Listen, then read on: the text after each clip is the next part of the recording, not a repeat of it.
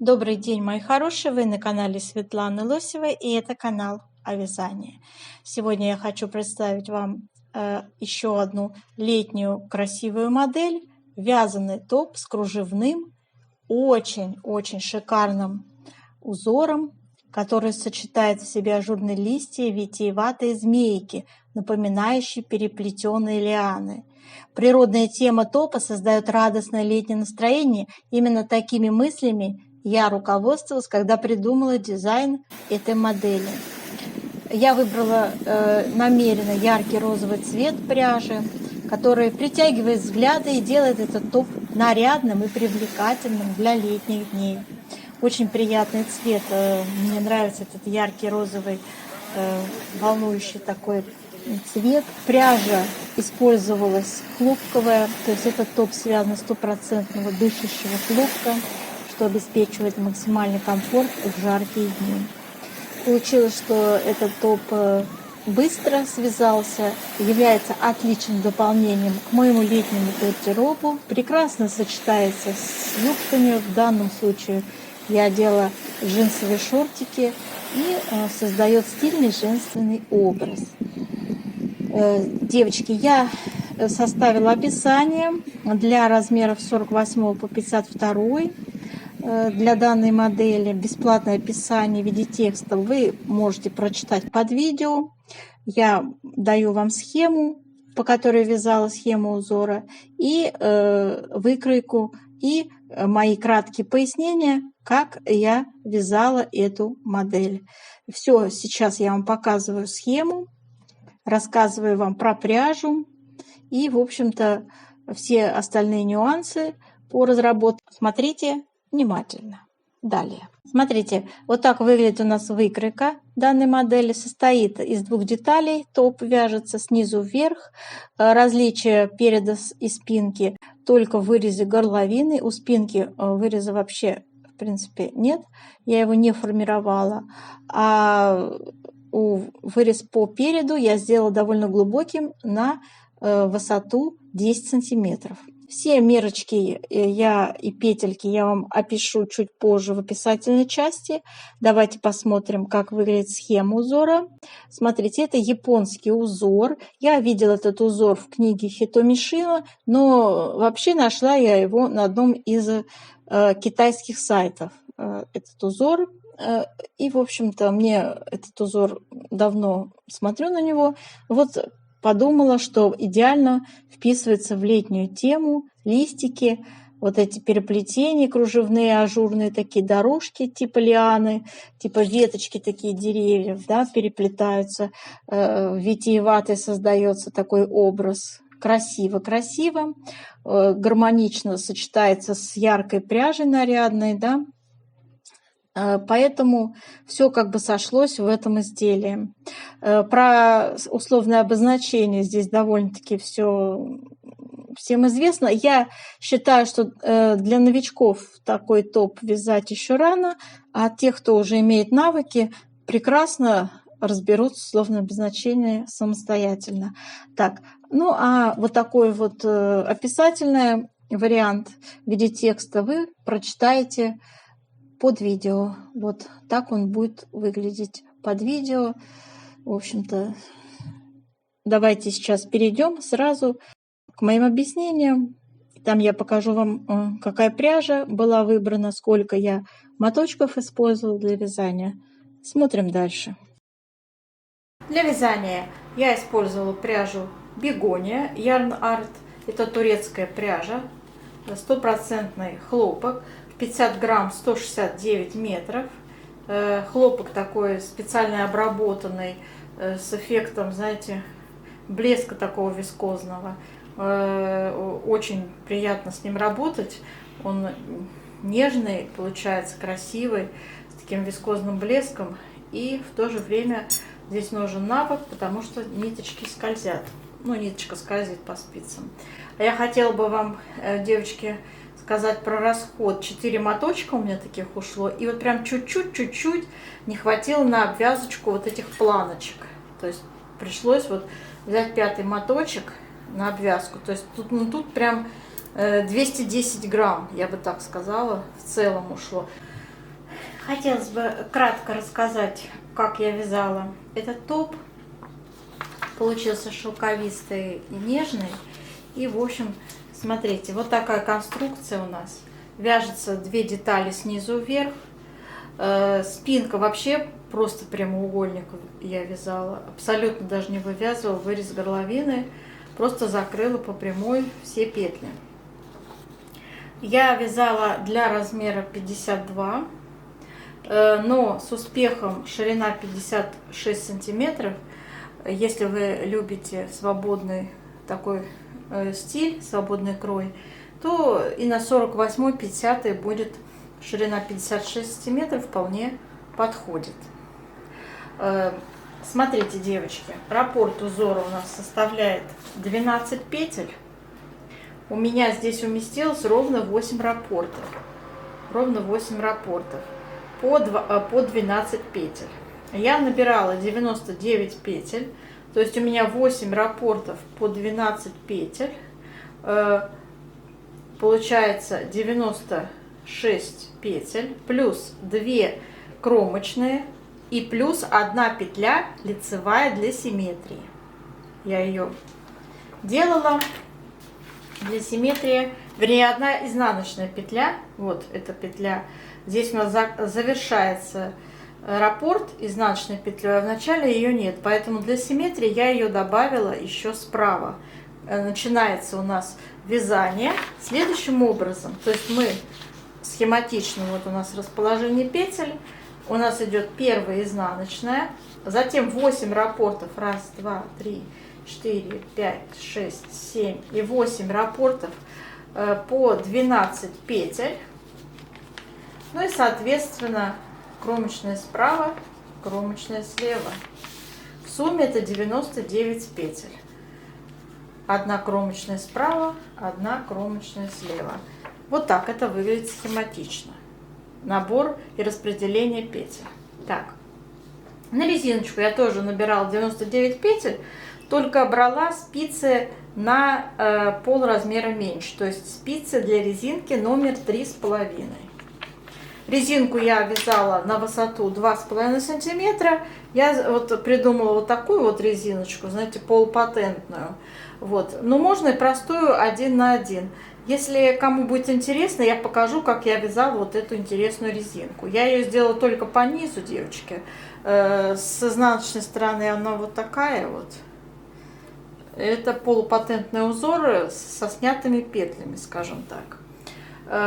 Ну, для оформления выреза горловины я использовала обычную резинку 1 на 1.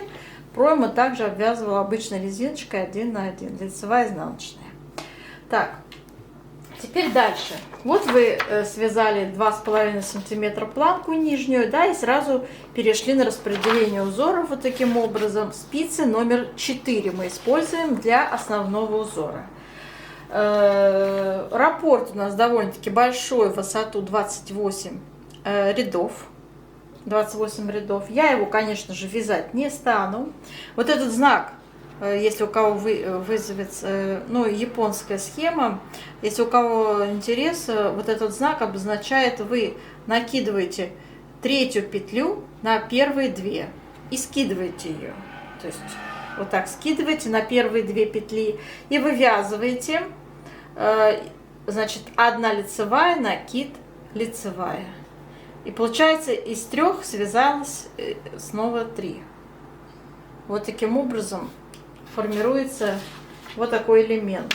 Вот этот элемент японский. Он очень распространенный. Я думаю, что о нем все знают давно. И, в общем-то, этот узор не для новичков, но мастерица среднего уровня мастерства вполне свяжет. Ну а уж если мастерицы, которые уже давно вяжут, и вообще говорить не о чем, да?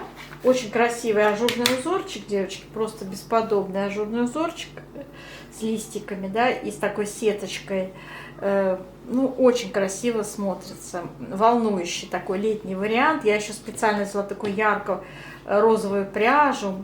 Хочется какого-то позитивного настроения, вот это вот морское настроение. Не обязательно ведь все в голубых и белых тонах, да, морская тематика, а цветущее лето как же, да, то есть поэтому получился вот такой цветочный топ, скажем так. Ну, а мы дальше продолжаем. Длина у меня изделия 57 сантиметров, плотность я посчитал в 1 сантиметре 1,76 петель. И по рядам из вертикальной плотности в 1 сантиметре приблизительно 2 ряда. Вот, поэтому длина у меня топа, то есть узор я вязала ровно в высоту 4 раппорта по 28 рядов. Высота узора от планки 4 раппорта ровно по 28 рядов. И плюс я все-таки еще 2 рядочка связала,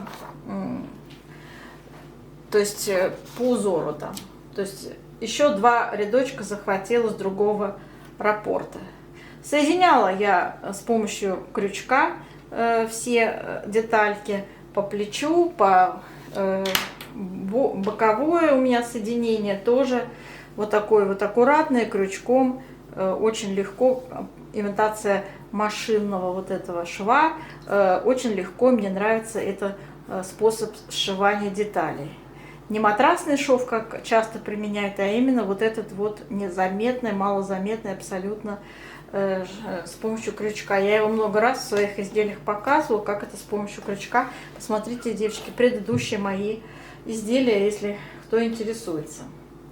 Так, что дальше? На вырез горловины у меня отведено 39 петель. Как закрывала петли по переду. За один раз середину закрыли 19 петель, да, и дальше каждый раз по в каждом втором ряду по одной петле 10 раз закрываем. То есть всего 20 рядов у нас длится высота выреза по переду. 20 рядов высоту занимает. 20 рядов высота выреза. Так, ну на плечи у меня пришлось 30 петель, 17 сантиметров это. Ну и по вырезу горловины 22 сантиметра, то есть 39 петель. Вот таким образом. Это все есть в описании под видео, поэтому никаких сложностей. Далее у нас на пройму выделила я 22 сантиметра, то есть ширина проймы у меня. И обвязала я ее резиночкой 1 на 1. Ширина планочки по вырезу горловины и по пройме составляет 2,5 сантиметра. Вот, то есть тут где-то 6 рядов. Вот так. Сейчас я вам покажу, как я вязала вот эту полупатентную резиночку внизу. Ну, в принципе, можно обычную резиночку, не заморачиваться так. Ну, может быть, кому-то интересно. Все-таки такая какой-то, знаете, как будто тканевый эффект, да, проявляется в такой резинке. Но она не очень держит форму, скажу вам честно. Вот, поэтому на любителя. Я вот ее сделала, но не сильно ей довольна. Собственно, и эта резинка тоже не особо держит свою форму. Ну, хлопок есть хлопок, да.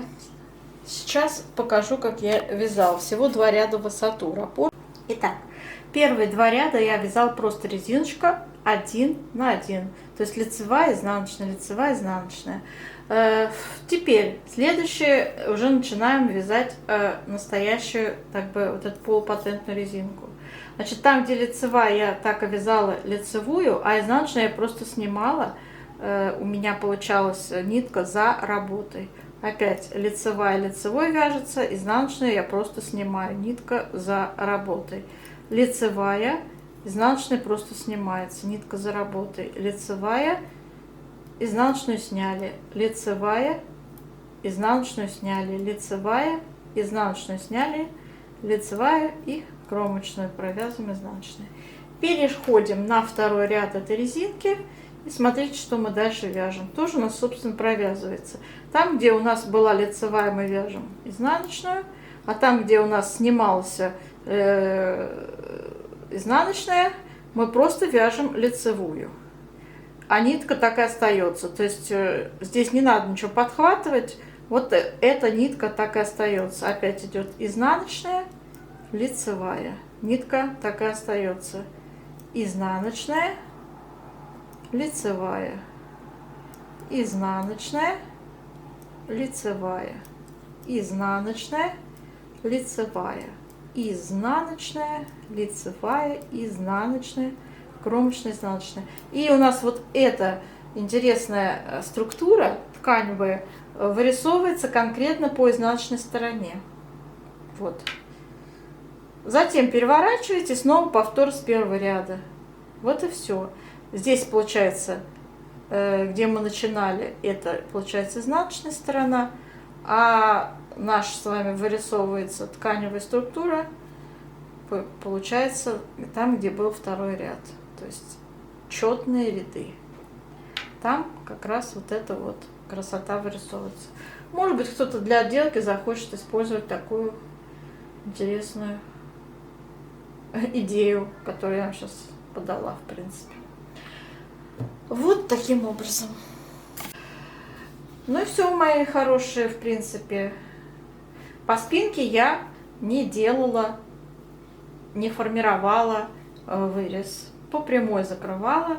Все это вы прочитаете в описательной части под видео в виде текста. Это все будет в циферках. А здесь я просто вам хотела вкратце рассказать. Очень красивый легкий топ, как вы видели. Желаю вам его связать. Нарядный получился. Кружевной такой. Вот. И я думаю, что кто-то тоже повторит, в общем-то, интересный этот вариант летней модели. До новых встреч!